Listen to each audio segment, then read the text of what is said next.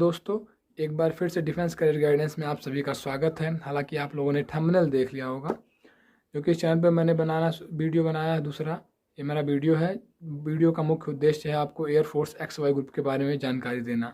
आपने देखा होगा थंबनेल में लिखा है क्या है एयरफोर्स XY ग्रुप। तो आप लोगों को सबसे पहले XY ग्रुप के बारे में बताना चाहूँगा। XY ग्रुप एक वैकेंसी है जो एयरफोर्स निकालती है, जिसके थ्रू आप अपने एयरफोर्स में जाने का सपना पूरा कर सकते हैं। बहुत लोगों का देश सेवा का सपना होता है, सेना में जाके, वो सपना आप इसके थ्रू पूरा कर सकते हैं। तो इसके फॉर्म कब कब आते हैं? इसके फॉर्म आपके साल में 2 बार आते हैं। हालांकि अभी कुछ दिनों से डिस्टर्बेंस है, लेकिन हो सकता हो जल्द ही सब कुछ सही से आने लगे अपने डेट के हिसाब से। तो पहली बार फॉर्म इसका आता है जनवरी में और दूसरा फॉर्म इसका निकलता है जुलाई में।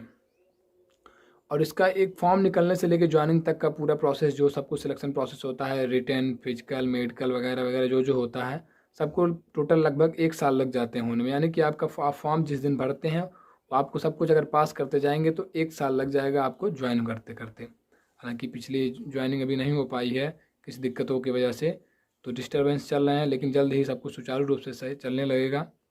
अब बात करते हैं एलिजिबिलिटी क्राइटेरिया की, कि आप कौन कौन से लोग इसको फॉर्म को अप्लाई कर सकते हैं। तो फॉर्म अप्लाई करने के लिए इसमें जब 2 प्रकार का होता है, एक एक्स ग्रुप, एक वाई ग्रुप। एक्स ग्रुप से आप टेक्निकल ट्रेड में जाते हैं और वाई ग्रुप से आप नॉन टेक्निकल ट्रेड में। हालांकि दोनों ग्रुप के लोगों को जॉब पाने के बाद उनको एयरमैन ही कहा जाता है, लेकिन उनमें थोड़ा सैलरी का डिफरेंस होता है। वो आगे आने वाली वीडियो में बताएंगे सैलरी किसकी कितनी होती है। एलिजिबिलिटी की बात करें तो एक्स ग्रुप के लिए आप फॉर्म भरने की एलिजिबिलिटी जो होती है, अगर आप एक्स ग्रुप की एलिजिबिलिटी पूर्ण करते हैं तो आप एक्स ग्रुप वाई ग्रुप दोनों की फॉर्म भर सकते हैं। और एक्स ग्रुप की जो एलिजिबिलिटी है कि आप 10+2 पास हो फिजिक्स, मैथ्स और इंग्लिश से, क्योंकि टोटल आपका इंटर में 50% मार्क्स बन रहा हो और इंग्लिश में भी 50% से कम या 50% से एबव मार्क हो, 50 या 50% के बराबर हो। मतलब इंग्लिश में आपके 50 नंबर या 50 से ज़्यादा नंबर हो अगर 100 नंबर के पेपर होते हैं तो। और अगर आप इंटर नहीं और डिप्लोमा किए हुए हैं, मतलब पॉलिटेक्निक किए हुए हैं, तो अगर आपके पॉलिटेक्निक में टोटल ऑल ओवर 50% मार्क बन रहे हैं तो आप इस फॉर्म को भरने के लिए अवेलेबल रहेंगे एक्स ट्रेड के लिए। हालांकि जो अगर आप एक्स ट्रेड के लिए अगर एलिजिबल हैं तो आप वाई ट्रेड का भी भर सकते हैं, लेकिन वाई ट्रेड का एक अलग से भी क्राइटेरिया है।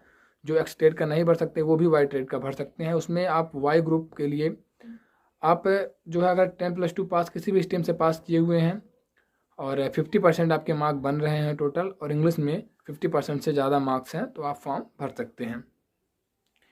उसके बाद से आते हैं एज लिमिट पे। तो एज लिमिट इसकी जो होती है, हालांकि सुनने में को मिलता है हर जगह 17 से लेकर 21 तक, लेकिन आप लोगों को बताना चाहूँगा कि 17 से जो 21 तक की जो एज लिमिट होती है उसमें आपका ज्वाइनिंग का एज लिमिट, मतलब आप पूर्ण रूप से जब जिस दिन ज्वाइनिंग हो वो उसमें आप उस दिन आप कम से कम 17 साल के हों और अधिक से अधिक 21 साल के हों। मतलब अगर ज्वाइनिंग के टाइम आपका एज 17 से कम निकला या 21 से ज़्यादा हो जाए तो आपकी ज्वाइनिंग नहीं होगी।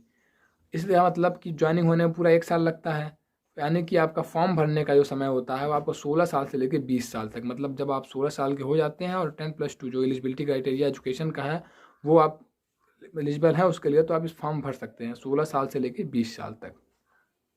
फिर हाइट वेट का क्राइटेरिया आता है। लोग सोचते हैं सेना में जाने के लिए ज़्यादा हाइट की ज़रूरत होती है, तो आपको बता दें कि इसमें जो है आपका टेक्निकल नॉन टेक्निकल ट्रेड है, तो इसमें हालांकि सबसे मिनिमम हाइट जो होती है आपकी 152.5 सेंटीमीटर की हाइट वाले इस फॉर्म को भर सकते हैं। मतलब एक बहुत ही कम हाइट के लोग भी इस फॉर्म को भर सकते हैं, क्योंकि ये टेक्निकल ट्रेड के लिए फॉर्म भरा जाता है और इसमें टेक्निकल ट्रेड की जॉब मिलती है। और इसमें अलग अलग ट्रेड के लिए और पोस्टिंग के टाइम जो आपकी ट्रेनिंग खत्म होगी तो अलग अलग हाइट के हिसाब से आपको अलग अलग पोस्ट दिया जाएगा, लेकिन मिनिमम 152 सेंटीमीटर के लोग जो हैं 152.5 सेंटीमीटर के, वो इस फॉर्म को भर सकते हैं। और वेट का भी एक क्राइटेरिया जो होता है कि मिनिमम 55 kg वेट होना चाहिए। हालांकि ये कोई मतलब कंफर्म नहीं है कि 50 मतलब कि 55 से कम है तो आपका नहीं होगा, क्योंकि आपकी हाइट की 1/3, अगर आपकी हाइट जो भी है 175 जिसका उसका 1/3 कर लीजिए, उसमें +-10% आपका चल जाता है मेडिकल में। हालांकि मेरा भी वेट 54.5 kg ही था और मेरा मेडिकल में कोई दिक्कत नहीं हुआ था। फिर थर्ड पे आते हैं आपकी चेस्ट पे। तो चेस्ट एक्सपेंसन इसमें सिर्फ मांगता है 5 सेंटीमीटर। आपका चेस्ट कितना सेंटीमीटर कितना इंचेस से कोई फ़र्क नहीं पड़ता, लेकिन आपका नॉर्मल चेस्ट के बाद एक्सपेंसन करते हैं तो आपका 5 सेंटीमीटर चेस्ट में एक्सपेंसन मतलब फुलाव होनी चाहिए। फिर आते हैं इसके सिलेक्शन प्रोसेस में।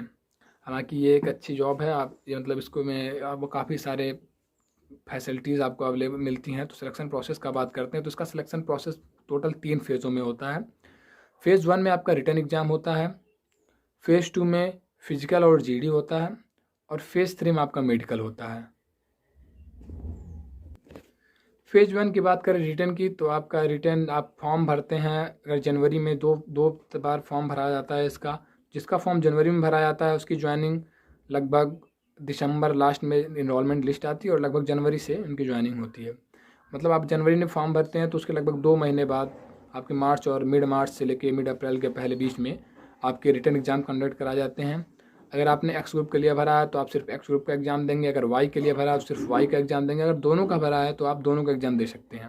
हालांकि दोनों का फॉर्म आप भर सकते हैं अगर एलिजिबल हैं तो एक्स ग्रुप में आपका होता है 25 क्वेश्चन मैथ्स के, 25 क्वेश्चन फिजिक्स के और 20 क्वेश्चन इंग्लिश में, जिसके सेपरेट आपके अलग अलग 20-20 मिनट मिलते हैं। आपके computer online test, online exam होता है इसका रिटन टेस्ट। आपके कंप्यूटर पे एक बार फिजिक्स का आएगा, उसमें 20 मिनट मिलेंगे, 25 क्वेश्चन सॉल्व करने, वो खत्म होगा। फिर इंग्लिश का आएगा 20 क्वेश्चन 20 मिनट मिलेंगे। फिर आपका आएगा मैथ्स का, उसमें आप 25 क्वेश्चन 20 मिनट मिलेंगे सॉल्व करने के लिए। और अगर आपने वाई ग्रुप के लिए भी भरा है साथ में दोनों के लिए, तो फिर आपको 45 मिनट मिलेंगे अलग से 30 क्वेश्चन रागा के करने के लिए। रागा में आपका मैथ्स और रीजनिंग और जीएस, मतलब जनरल अवेयरनेस पूरा टोटल, और साइंस यही सब क्वेश्चन कुछ आते हैं जो 30 क्वेश्चन होते हैं।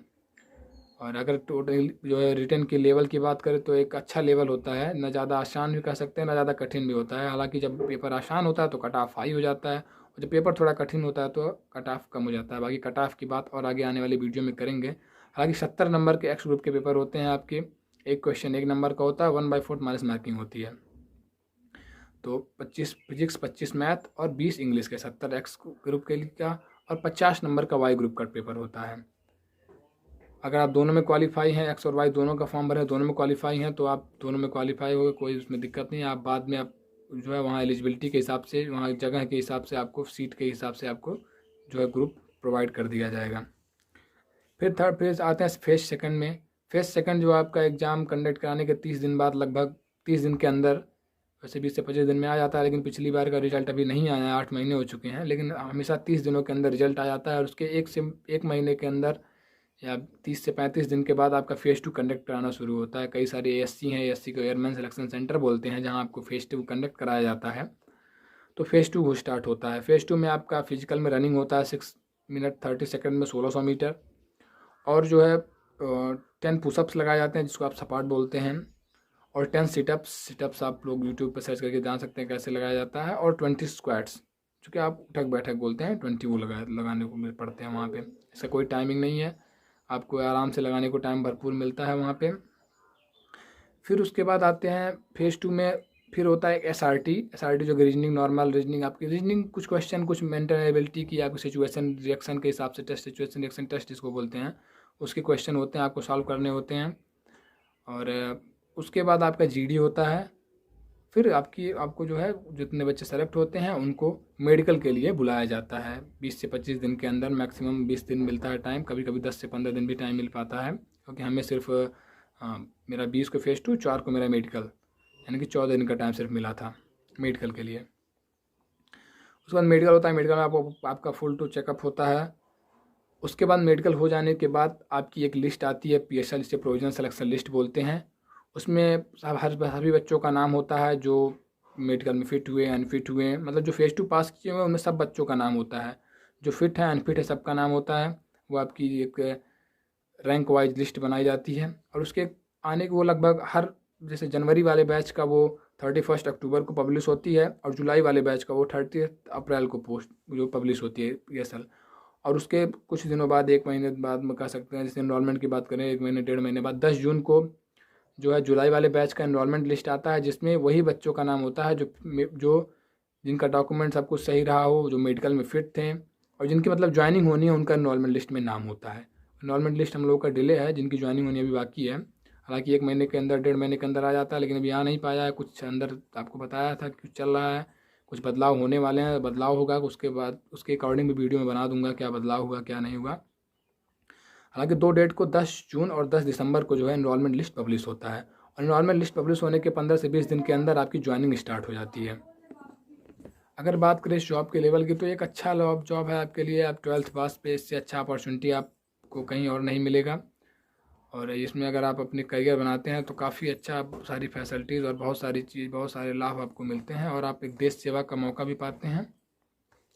और एनसीसी वालों के लिए बता दें कि जो एनसीसी किए हुए होते हैं उनको, जो अगर वो सब कुछ पास कर लेते हैं, रिटर्न, फिजिकल, मेडिकल सब कुछ पास करते हैं, तो फाइनल मेरिट में उनको लाभ मिलता है। जिनके पास ए सर्टिफिकेट है उनको ये कुछ 2 नंबर के लाभ उनको 3 नंबर मिलते हैं, और जिनके पास बी सर्टिफिकेट उनको 4 नंबर, और जिनके पास सी सर्टिफिकेट है उनको 5 नंबर का, जो अगर आप फाइनल मेरिट से 3, 4, 5 नंबर से बाहर हो रहे हैं तो आपको लाभ मिलता है। बाकी अगर आप रिटर्न में फेल हो गए तो एनसीसी लिए हैं तो उससे कोई फ़ायदा आपको नहीं मिलने वाला। आपको आप अच्छे से XY ग्रुप के बारे में पता चल चुका होगा। अगर कुछ क्वेरी है तो आप नीचे कमेंट सेक्शन में लिख सकते हैं, मैं आपको उसका जवाब कमेंट में या फिर आने वाली वीडियो में दे दूंगा। और आप हमारा प्रयास कैसा लगा हमें ज़रूर बताइएगा कमेंट करके। और टोटल राउंड फिगर में कहें इस जॉब को अगर 10 आउट ऑफ 10 आप कितना देंगे 12th बेस पे जॉब के लिए, तो आप 10 ऑफ, मैं उसमें 10 ऑफ 10 देना चाहूँगा, क्योंकि ये बहुत अच्छी जॉब है 12th पास होने वाले बच्चों के लिए, जिनका बैकग्राउंड उतना अच्छा नहीं है कि जो काफ़ी आगे पढ़ाई कर सकें, वो थोड़ा सा मेहनत करके इस जॉब को पा सकते हैं और अपना फ्यूचर सिक्योर कर सकते हैं। तो बस मैं वीडियो ख़त्म करना चाहूँगा। प्लीज़ वीडियो को शेयर कीजिएगा, सब्सक्राइब कीजिएगा, और चैनल को आपके भाइयों और उन लोगों के पास शेयर कीजिएगा जो एयरफोर्स की तैयारी करना चाहते हैं, डिफेंस में करियर बनाना चाहते हैं। उनके बहुत सारी वीडियो चैनल पे आने वाली हैं आगे, जिसके मैं आपको डिटेल में हर चीज़ के बारे में बताया जाएगा, आप यहाँ कैसे क्या करें। तो जय हिंद। वीडियो को समाप्त करना चाहेंगे, लाइक कीजिएगा, सब्सक्राइब कीजिएगा और शेयर कीजिएगा। धन्यवाद।